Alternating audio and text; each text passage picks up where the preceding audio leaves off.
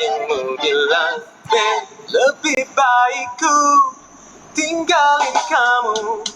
Campur janji-janjimu, janji busuk. Tepuk dia, tepuk. Dodoi.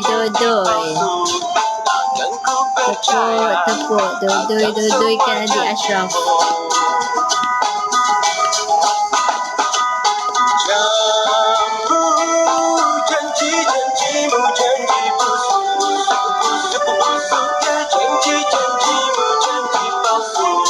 Takkan ku percaya akan semua janji. Pukul 12 saya end live tau sebab saya nak kerja.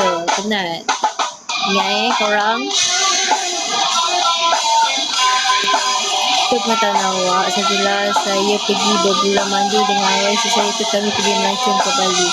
Wow, Bali guys, bestnya. So dengan saya awak nak pergi ke mana?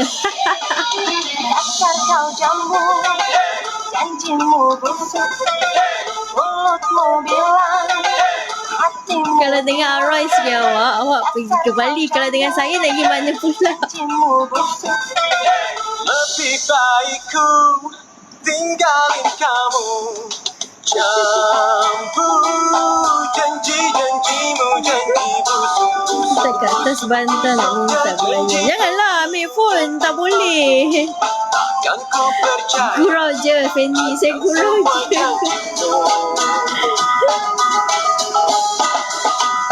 Campur janji-janjimu, janji busuk. Sorry. Busuknya janji-janjimu, janji Seminggu saya pergi berbulan madu di Bali. Seronok tempat di sana pelawak. Yelah, saya cakap awak dengan Arwah pergi berbulan madu seminggu kat Bali. Habis kalau dengan saya tak nak seminggu, saya nak 2 minggu. Saya tak nak pergi Bali. Kita pergi mana lah? Tak tahu. Kita pergi Korea. Okey, apa kata? takkan ku percaya akan semua janjimu. You and I pergi dating, okay? Untunglah pergi dating. Untunglah. Saya tak ada siapa nak ajak pergi dating. I nak pergi Mekah. Alah. Kebanyakan orang sana agama Hindu. Alah. Tahu. Faham. Tapi kalau Korea ada je yang Muslim. Ramai je orang pergi Korea kan? Sekejap. Tadi awak minta lagu apa lah Fendi? Saya tak ingat lah. Nak kena scroll je. Fendi tulis balik lagu apa?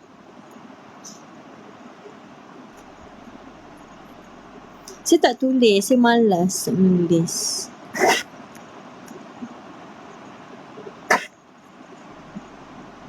Istana Menanti. Sorry.